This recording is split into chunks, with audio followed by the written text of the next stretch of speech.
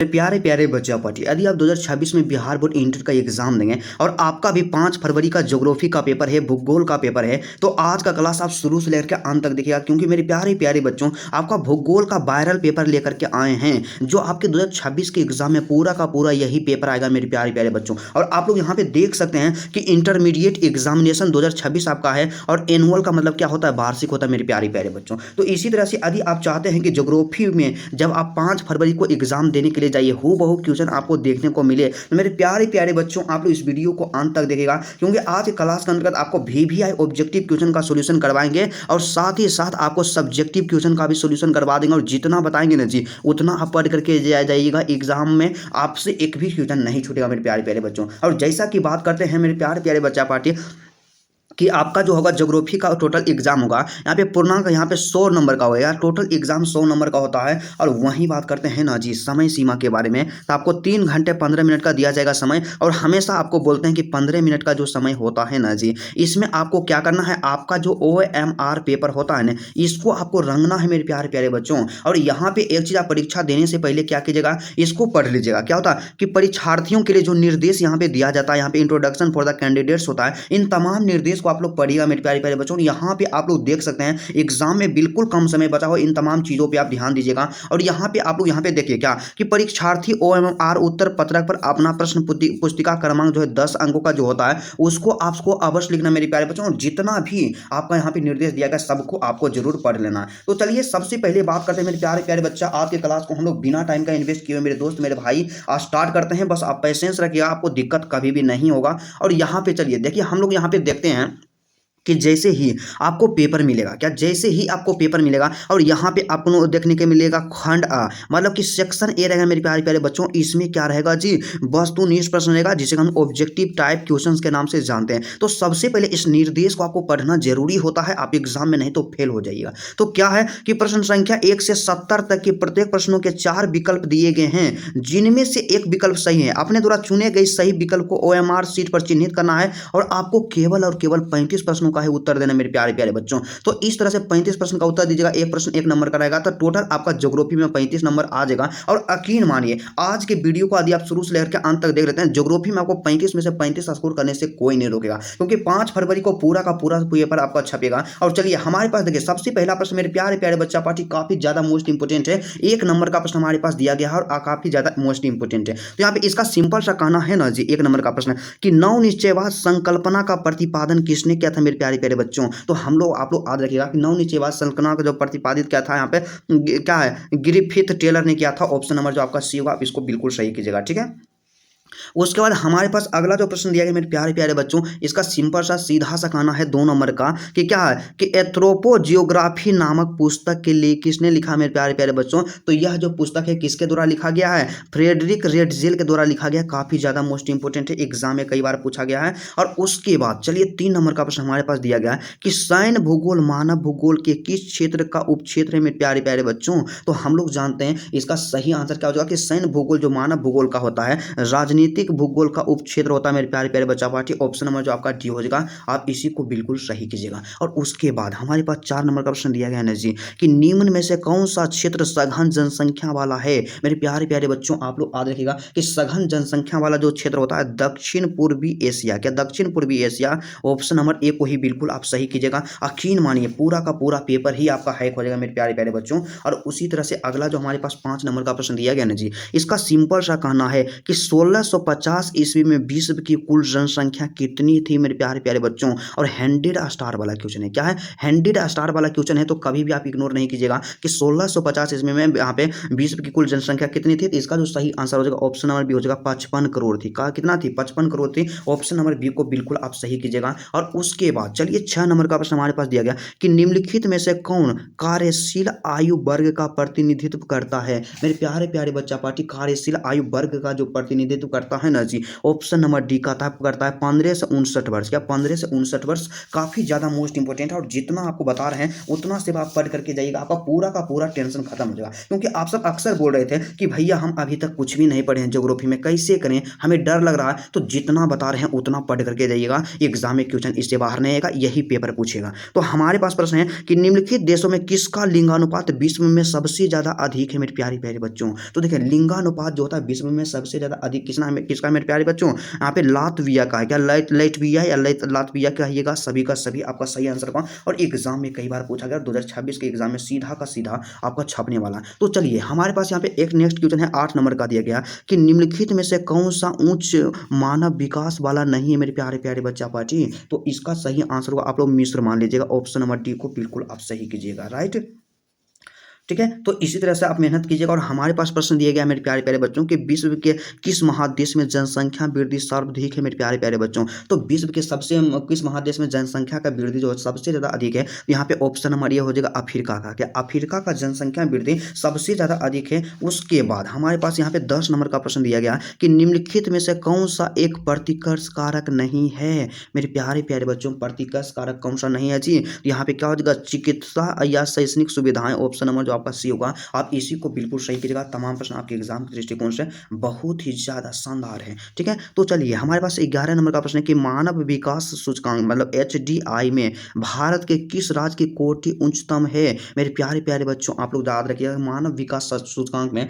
भारत के कौन सा ऐसा स्टेट है जिसकी कोटि सबसे ज्यादा उच्चतम है, तो हमारा केरल हो जाएगा। क्या हो जाएगा, केरल हो जाएगा। आप याद रखिएगा एक भी नंबर आपका नहीं करेगा, क्योंकि पूरा का पूरा। और यदि अभी तक आपने इस वीडियो को मतलब लेट से थोड़ा सा देख रहे हैं, जल्दी आप लोग इस वीडियो को देखिए और परीक्षा से पहले एक बार देख करके जाइएगा, ठीक है। तो चलिए हमारे पास प्रश्न है कि केंद्र शासित प्रदेशों में किसकी साक्षरता दर सबसे उच्चतम है प्यारे प्यारे बच्चों। तो ये केंद्र शासित प्रदेश जो है उसमें सबसे ज्यादा साक्षरता दर किसका है, यहाँ पे लक्षद्वीप का है। किसका है, लक्षद्वीप का है। और उसके बाद हमारे पास जो नेक्स्ट क्वेश्चन दिया गया यहाँ पे 13 नंबर का, इसका सिंपल सा कहना है कि निम्नलिखित में से कौन सा नगर नदी तट पर अवस्थित नहीं है मेरे प्यारे प्यारे बच्चों।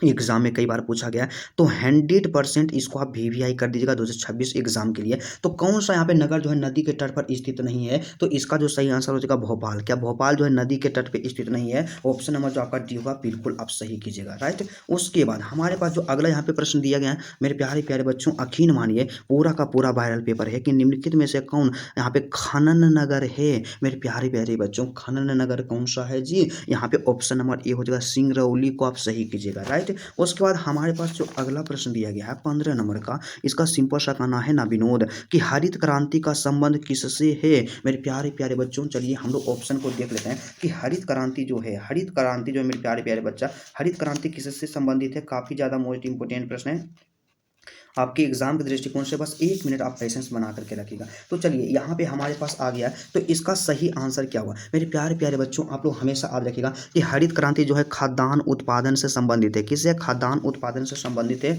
ठीक है।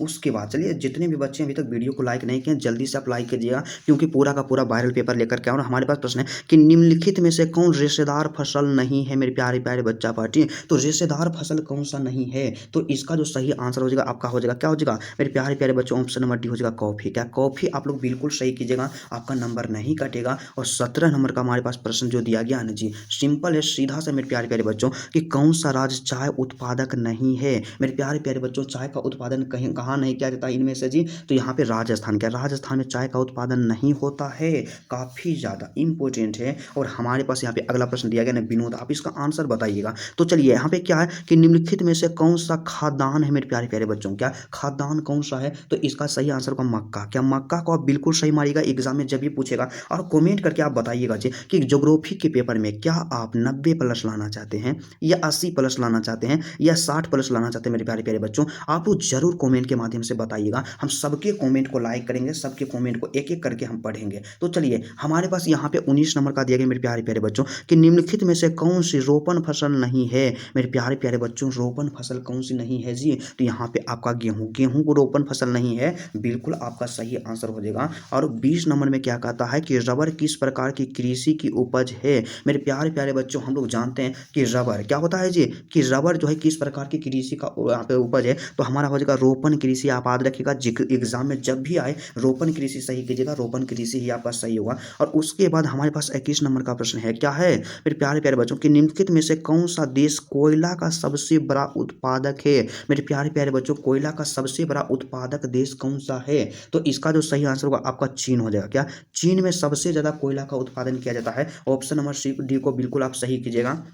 और हमारे पास प्रश्न है कि फूलों की कृषि को क्या कहते हैं? तो फूलों की जो कृषि होती है उसे फ्लोरिकल्चर कहते हैं। 100% इंपॉर्टेंट 100 स्टार वाला क्वेश्चन है, एग्जाम में कई बार पूछा गया, तो इसीलिए आपको हम बोलेंगे जितना बता रहे हैं बाबू उतना पढ़ करके जाइएगा। आप क्या पढ़े हैं नहीं पढ़े हैं उससे मतलब नहीं है, लेकिन परीक्षा से पहले इस वीडियो को पूरा का पूरा आप लोग देख करके जाइएगा। तो चलिए हमारे पास प्रश्न दिया गया मेरे प्यारे प्यारे बच्चों, यहाँ पे 23 नंबर का। इसका सिंपल सा कहना है ना विनोद, क्या कहना है जी? इसका कहना है कि निम्नलिखित में से कौन सा एक तृतीयक क्रियाकलाप है? मेरे प्यारे प्यारे बच्चों, हम लोग जानते हैं कि तृतीयक क्रियाकलाप कौन सा होता है? व्यापार। क्या इसका सही आंसर हो जाएगा व्यापार हो जाएगा। उसके बाद हमारे पास प्रश्न यहाँ पे दिया गया, तो यहाँ पे 24 नंबर का प्रश्न कि बिग इंच पाइपलाइन के माध्यम से क्या प्रवाहित किया जाता है? एग्जाम में कई बार पूछा गया, तो इसमें क्या प्रवाहित किया जाता है मेरे प्यारे प्यारे बच्चों? पेट्रोलियम प्रवाहित किया जाता है। क्या बिग इंच पाइपलाइन के माध्यम से पेट्रोलियम को प्रवाहित किया जाता है? उसके बाद यहाँ पे हमारे पास दिया गया कि विश्व का सबसे व्यस्तम समुद्री मार्ग कौन सा है? मेरे प्यारे प्यारे बच्चों, विश्व का सबसे ज्यादा व्यस्त जो समुद्री मार्ग है उत्तरी अटलांटिक मार्ग है। कौन सा है? उत्तरी अटलांटिक मार्ग है, काफी ज्यादा मोस्ट इंपोर्टेंट है। और उसके बाद हमारे पास एक 26 नंबर का प्रश्न दिया गया कि सन 2011 की जनगणना के अनुसार भारत की जनसंख्या कितनी थी? मेरे प्यारे प्यारे बच्चों, तो सन 2011 की जनगणना के अनुसार यदि बात कर लिया जाए तो भारत की कुल जनसंख्या 121 करोड़ थी। क्या थी? 121 करोड़ थी 2011 की जनगणना के अनुसार। और उसके बाद हमारे पास जो प्रश्न दिया गया 27 नंबर का, इसका सिंपल सा कहना है नजीस, क्या है कि भारत में सबसे कम जनसंख्या वाला राज्य कौन सा है? मेरे प्यारे प्यारे बच्चों, हम लोग जानते हैं कि भारत में सबसे ज्यादा कम जनसंख्या सिक्किम में है। कहाँ है? सिक्किम में है। एग्जाम में जब भी आए आप इसी को सही कीजिएगा। और उसके बाद 28 नंबर का प्रश्न है कि निम्नलिखित में से कौन सा शहर प्रशासनिक नगर है? मेरे प्यारे प्यारे बच्चों, तो प्रशासनिक नगर कौन सा है जी? केन बेरा है। क्या है? केन बेरा है। आप लोग आज देखिएगा एग्जाम में यही सब क्वेश्चन पूछेगा और आप बोलिएगा कि भैया हार्ड क्वेश्चन पूछा गया था, तो हम तो बस यही कहेंगे आप पढ़ते हैं नहीं तो आपको हार्ड नहीं लगेगा, जितना बता रहे हैं उतना पढ़ करके जाइएगा, एग्जाम में यही छपेगा। तो हमारे पास प्रश्न है कि बाबा बूदन पहाड़ी कहाँ स्थित है? मेरे प्यारे प्यारे बच्चों, बाबा बूदन पहाड़ी जो है कर्नाटक में स्थित है। कहाँ स्थित है? कर्नाटक में मारिएगा, आपका गलती नहीं होगा। और उसके बाद हमारे पास यहाँ पे 30 नंबर का प्रश्न दिया गया है। मेरे प्यारे प्यारे बच्चों, आप लोग यहाँ पे याद रखिएगा, इसका सिंपल सा कहना है कि निम्नलिखित में से कौन सा ऊर्जा का अनवीनीकरणीय स्रोत है? मेरे प्यारे प्यारे बच्चों, तो इसका जो सही आंसर हो जाएगा क्या हो जाएगा? तापीय ऊर्जा हो जाएगा। क्या हो जाएगा? तापीय ऊर्जा हो जाएगा। काफी ज्यादा वायरल पेपर आप सबके एग्जाम के दृष्टिकोण से होने वाला है मेरे प्यारे प्यारे बच्चों। तमाम प्रश्नों को आप रट लीजिएगा, परीक्षा में आपका पूछा जाएगा। और उसके बाद चलिए हमारे पास 31 नंबर का प्रश्न दिया गया, तो इसका सिंपल सा कहना है मेरे प्यारे प्यारे बच्चों, काफी ज्यादा है, अंतिम हार आपका चल रहा है मेरे प्यारे प्यारे बच्चों। और यहाँ पे प्रश्न, और उससे पहले आप कमेंट करके बताइएगा कि आपका नाम क्या है। क्या आपका नाम क्या है मेरे प्यारे प्यारे बच्चों? उसके बाद आप लोग ये भी कमेंट कीजिएगा कि आप किस जिला से आते हैं, तभी तो आपको हम पहचान पाएंगे। तो अपना नाम लिख दीजिएगा, जिला लिख दीजिएगा, सबके कमेंट को हम पढ़ेंगे। और हमारे पास प्रश्न है कि यहाँ पे क्या है, सिंदरी किस के लिए प्रसिद्ध है मेरे प्यारे प्यारे बच्चों? तो सिंदरी जो है ना जी, किस चीज के लिए प्रसिद्ध है? तो यहाँ पे क्या हो जाएगा? उर्वरक संयंत्र के लिए प्रसिद्ध है। ऑप्शन नंबर ए को आप सही कीजिएगा, राइट। उसके बाद हमारे पास यहाँ पे नेक्स्ट प्रश्न दिया गया है, सिंपल है, यहाँ 32 नंबर का कि विश्व का सबसे लंबा राजमार्ग कौन सा है? मेरे प्यारे बच्चों, हम लोग जानते हैं कि विश्व का सबसे लंबा जो राजमार्ग है ना जी, कौन है? पैन अमेरिकन है। कौन है? पैन अमेरिकन है। आप इसको याद रखिएगा, एग्जाम में पूछा जाने की संभावना बहुत ही ज़्यादा है। और उसके बाद हमारे पास 33 नंबर का प्रश्न है कि भारत में वायु परिवहन की शुरुआत कब हुई? एग्जाम में कई बार पूछा गया, तो 100 स्टार लगाना ना भूलिएगा। तो भारत में वायु परिवहन की जो शुरुआत की गई है मेरे प्यारे प्यारे बच्चों, याद रखिएगा 1911 में। कब? 1911 में मेरे प्यारे प्यारे बच्चा पार्टी। और हमारे पास 34 नंबर का प्रश्न दिया गया ना जी, काफ़ी ज़्यादा वायरल पेपर है आपके एग्जाम के दृष्टिकोण से मेरे प्यारे प्यारे बच्चों। तो इसका सिंपल सा क्या कहना है मेरे प्यारे प्यारे बच्चा पार्टी कि उत्तर मध्य रेलवे का मुख्यालय कहाँ है? तो उत्तर मध्य रेलवे का मुख्यालय आप लोग याद रखिएगा इलाहाबाद में है। कहाँ? इलाहाबाद में है। ऑप्शन नंबर बी को बिल्कुल आप सही कीजिएगा। और मेरे प्यारे प्यारे बच्चों, यहाँ पे हमारे पास दिया गया है 35 नंबर का प्रश्न, क्या है कि कोलकाता पतन किस नदी पर स्थित है? मेरे प्यारे प्यारे बच्चा पार्टी कोलकाता पतन जो है ना जी, यहाँ पे हुगली नदी के पर स्थित है। किस नदी पे? हुगली नदी पे स्थित है। ऑप्शन नंबर बी को सही कीजिएगा। मेरे प्यारे प्यारे बच्चों, आज के क्लास के अंतर्गत आपको 35 को ऑब्जेक्टिव बताए हैं और ऐसा ऑब्जेक्टिव है जो 100% एग्जाम में पूछा जाएगा, तो इसको आप कभी भी इग्नोर नहीं कीजिएगा। और आप सब जिसका बेसब्री से इंतजार कर रहे थे, क्या आप सब जिसका बेसब्री से इंतजार कर रहे थे मेरे प्यारे प्यारे बच्चा पार्टी, तो किसका आप इंतजार कर रहे थे जी? आप लोग इंतजार कर रहे थे यहाँ पे सब्जेक्टिव क्वेश्चन का। तो देखिए, सबसे पहले जैसे ही आपको ऑब्जेक्टिव खत्म होगा तो आपको यहाँ पे देखने के लिए क्या मिलेगा? खंड ब मिलेगा, मतलब कि सेक्शन बी रहेगा मेरे प्यारे बच्चों। इसमें सबसे पहले क्या रहेगा? लघु उत्तरीय प्रश्न रहेगा, मतलब शॉर्ट आंसर टाइप क्वेश्चन रहेगा। कहने का मतलब क्या होता है कि 2 नंबरिया क्वेश्चन आपको सबसे पहले मिलेगा, और जितना क्वेश्चन बता रहे हैं उतना आपको हर हाल में याद होना ही चाहिए, तभी आप एग्जाम में बेहतर कर सकते हैं मेरे प्यारे प्यारे बच्चों। और हमारे पास प्रश्न है कि इसको आप पढ़िएगा कि प्रश्न संख्या 1 से 20 तक लघु उत्तरीय प्रश्न है। इसी तरह से एग्जाम में आपका आएगा, हूबहू आएगा कि इनमें से किन्हीं 10 प्रश्नों के उत्तर देना है। प्रत्येक प्रश्नों के लिए 2 अंक है मेरे प्यारे प्यारे बच्चों। तो इस तरह से 10 प्रश्न का उत्तर दीजिएगा, एक प्रश्न 2 अंक का रहेगा, तो 20 नंबर का आपका शॉर्ट क्वेश्चन होगा मेरे प्यारे प्यारे बच्चों। और चलिए, शॉर्ट क्वेश्चन का सबसे पहला और आपका वायरल पेपर है मेरे प्यारे प्यारे बच्चों। पहला क्वेश्चन को आप लोग इसको याद कीजिएगा कि श्रीमद् भागवत पर एक अति संक्षिप्त परिचय आपको देना है। दूसरा क्वेश्चन आप लोग तैयार कीजिएगा कि कलिंग का युद्ध अशोक पर क्या प्रभाव पड़ा मेरे प्यारे प्यारे बच्चा पार्टी। तो कलिंग का जो युद्ध हुआ था उससे अशोक पर क्या प्रभाव पड़ा था, उसके बारे में आपको लिखना है। काफ़ी ज़्यादा आपका खतरनाक प्रश्न है आपके एग्जाम के दृष्टिकोण से, और जितना क्वेश्चन बता रहे हैं उतना आप पढ़ करके जाइएगा। और उसके बाद हमारे पास जो नेक्स्ट प्रश्न दिया गया मेरे प्यारे प्यारे बच्चों, यहाँ पे 3 नंबर में आप लोग याद कीजिएगा, इसको तैयार कर लीजिएगा। क्या इसको तैयार कर लीजिएगा मेरे प्यारे प्यारे बच्चों कि 1857 की क्रांति के क्या परिणाम हुए हैं, आपको याद होना ही चाहिए। उसके बाद हमारे पास यहाँ पे 4 नंबर का कि अकबर के शासन काल में कर निर्धारण की जो प्रक्रिया थी, जो प्रणाली थी, क्या थी, इसको आपको लिखना है। काफ़ी ज़्यादा वायरल पेपर है। और उसके बाद यहाँ पे जानते हैं ना विनोद, 5 नंबर में कि महाजनपद से आप क्या समझते हैं, महाजनपद के बारे में आपको जानना है विनोद। और उसके बाद हमारे पास 6 नंबर का प्रश्न दिया गया, और इसी तरह से आप पूरा सोल्यूशन करना चाहते हैं, वीडियो को लाइक कर दीजिएगा, चैनल को सब्सक्राइब कर लीजिएगा, आपको दिक्कत नहीं होगा। तो क्या कि पूर्ण प्रतियोगिता तथा एकाधिकारी प्रतियोगिता में आपको अंतर लिखना है। और उसके बाद हमारे पास यहाँ पे प्रश्न दिया गया ना जी, 7 नंबर का क्या है कि सगुण एवं निर्गुण भक्ति में क्या अंतर है, इसको आपको तैयार कर लेना है, पढ़ करके जाना है परीक्षा से पहले। और 8 नंबर का प्रश्न है कि हड़प्पा सभ्यता की जल निकासी की जो प्रणाली थी की विशेषता आपको बताना है। क्या हड़प्पा सभ्यता में जल निकासी प्रणाली की विशेषता बताना है। काफी ज्यादा वायरल प्रश्न है। और हमारे पास यहाँ पे 9 नंबर का प्रश्न दिया गया मेरे प्यारे प्यारे बच्चों कि मुगल दरबार में अभिवादन के कौन से तरीके थे, आपको इसको लिखना है मेरे प्यारे प्यारे बच्चा पार्टी। और उसके बाद चलिए, हमारे पास 10 नंबर का प्रश्न दिया गया कि चंपारण सत्याग्रह पर एक संक्षिप्त टिप्पणी करें। और आपको जितना ही क्वेश्चन बता रहे हैं आप हल्का में नहीं लीजिए, सभी का सभी 100% आपका इंपॉर्टेंट है मेरे प्यारे प्यारे बच्चों। और आप लोग इग्नोर कीजिएगा, एग्जाम में यही क्वेश्चन देखने को मिलेगा, तो बाद में हमको आप नहीं कीजिए कहिएगा, क्योंकि हम परीक्षा से पहले आपको बता दे रहे हैं, ठीक है। तो आपको इसको जरूर तैयार कीजिएगा। और हमारे पास 11 नंबर का प्रश्न है कि बौद्ध धर्म का अष्टांगिक मार्गों के आपको नाम लिखना है। उसके बाद नेक्स्ट आप लोग इसको याद कीजिएगा, इसको तैयार कर लीजिएगा 12 नंबर का कि अकबर को राष्ट्रीय शासक क्यों कहा जाता है। क्या अकबर को राष्ट्रीय शासक क्यों कहा जाता है। और मेरे प्यारे प्यारे बच्चों, यहाँ पे प्रश्न है कि अकबर के काल में भूमि का वर्गीकरण किस प्रकार से किया गया था। मोस्ट इंपोर्टेंट आपका वायरल पेपर है। और मेरे प्यारे प्यारे बच्चा पार्टी यहाँ पे 14 नंबर में तैयार कीजिएगा कि संथाल विद्रोह पर एक संक्षिप्त टिप्पणी रख लिखना है कि संथाल विद्रोह क्या है, क्या संथाल विद्रोह क्या है, उसके बारे में पूरा आपको बताना है। और 15 नंबर में बताना है कि 1857 की क्रांति का असफलता के 4 गो का आपको कारण निकालना है कि 1857 का जो क्रांति हुआ था वो असफल हो गया,